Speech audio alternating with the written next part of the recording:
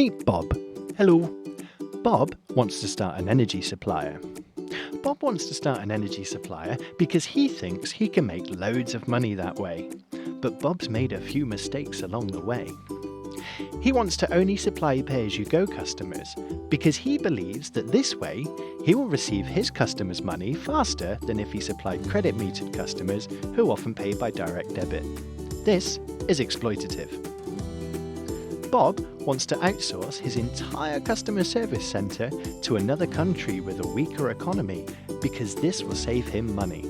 This is prioritising profits over customers and ethics. Instead of buying his customers' energy in advance from the markets, Bob thinks he can save money by paying for his customers' energy on the imbalance market. This is irresponsible and places unnecessary financial risk on himself, his customers, and the wider industry. Don't be like Bob. Follow these steps to launch your energy supplier responsibly and do it the right way.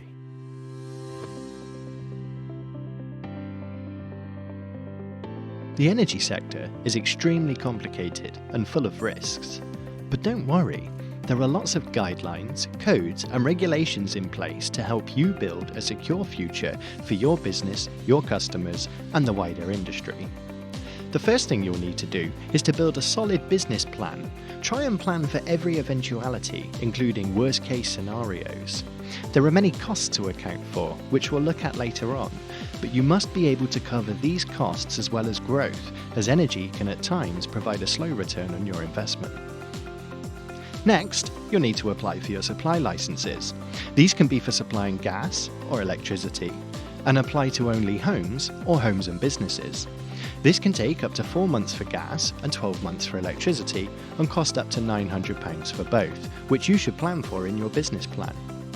If you supply gas, you must also decide whether to become a gas shipper, which requires another license, or enter into a contract with a third-party gas shipper.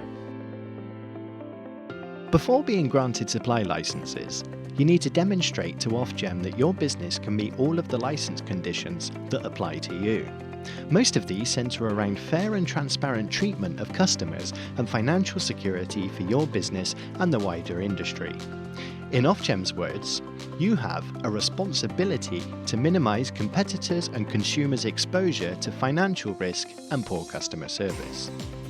A full list of the Ofgem supplier licence conditions can be found on their website. Examples include the obligation to treat your customers fairly, which in simple terms requires suppliers to provide information that is complete, accurate and not misleading and that relates to relevant products and services. Make it easier for customers to contact them and act promptly and courteously to put things right when they make a mistake. To ensure service arrangements are complete, thorough and fit for purpose, and finally, to generally behave in an honest and transparent and professional way. Ofgem recognise and support innovation within the industry, so if one of the regulations restrict an innovation or product of yours, talk to Ofgem. They can be lenient. One of the licence conditions stipulates that you must become a party to the many industry codes and administrative bodies that govern the energy sector, one of which is the Balancing and Settlement Code, as administered by Elexon.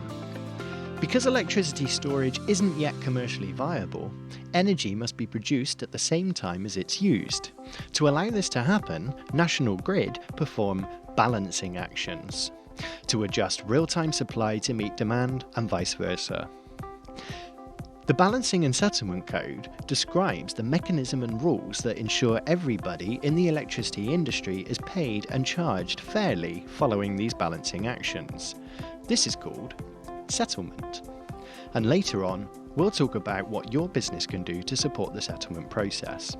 More information on the BSC can be found on Elexon's website, but to simplify, in Elexon's words, the Balancing and Settlement Code is a multi-party contract that sets out the ground rules for the electricity system in which suppliers can purchase electricity from the generator of their choice and consumers can choose which supplier provides them with power.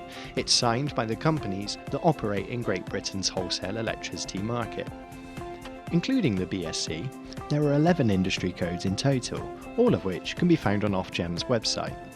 The other codes are The Connection Use of System Code, the Distribution Use of System Agreement, the Master Registration Agreement, the Grid Code, the Distribution Code, the System Operator Transmission Operator Code, the Uniform Network Code, the Independent Gas Transporter Uniform Network Code, the Supply Point Administration Agreement, the Smart Energy Code, and the Retail Energy Code.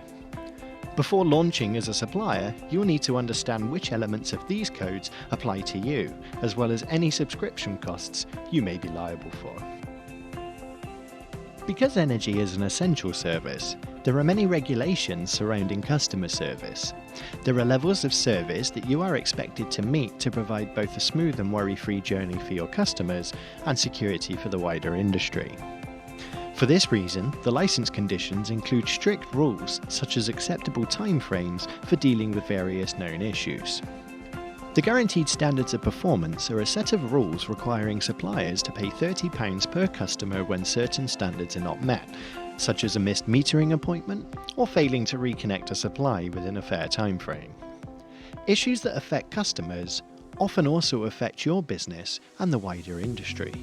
For instance, if a customer's meter reading history is incorrect, for the customers, this means problems with their bills. For your business, this means problems returning your investment, as well as losing money to system prices due to your forecast being based on bad consumption data. For the wider industry, bad customer data can lead to issues with settlement, which can pose risk to the entire energy sector. So it's important that you build and maintain a good customer resolution centre with thorough training backed by industry professionals. You'll need to choose the right billing system or customer resource management system. There are a few out there, so you can choose the one that suits your business the most. Most industry communication takes place via predefined channels such as data flows.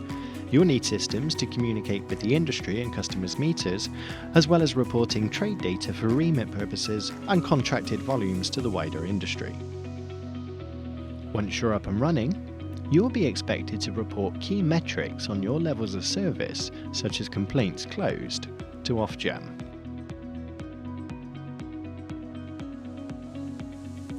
The energy sector is a highly volatile place and can be very expensive. You'll need to ensure that you've accounted for all costs in your business plan. These costs include, but are not limited to, setup costs, like license fees and subscriptions, operational costs, like systems and the cost of onboarding a customer, any environmental obligations, such as renewable obligation certificates and the feed-in tariff scheme, non-commodity costs like transmission network use of service, distribution use of service, and balancing system use of service. These pay for the systems used to transport and balance your energy. As well as other market costs, like the cost of your energy itself, or returnable collateral placed with counterparties or Elexon for credit reasons. When an energy supplier goes out of business or fails to meet financial or service level obligations, not only is the impact felt by the customers, but often the rest of the industry must absorb the strain. Many suppliers have gone out of business over the last few years due to volatile markets, poor forecasting, and weak trading strategy. You need to get the trading strategy and forecasting right, as it reduces financial risk to your business and customers and contributes to the easing of balancing and settlement operations within the industry. If all this sounds a bit much for you, don't panic. There are a few options out there to make entering the energy markets easier, including off-the-shelf licenses, a complete package of everything you need to go live, and white labelling to offer your own tariffs using another supplier's infrastructure. More information could be found on Ofgem's website. If you followed the guide, you should now be ready to launch your supplier. When you start trading as an energy supplier, you must complete controlled market entry. This is like starting a business with the training wheels on. Ofgem work closely with your business to support you through teething issues whilst ensuring that your systems and processes can take the strain.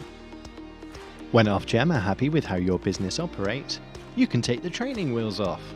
Congratulations! You've just launched an energy supplier. Welcome to the energy sector.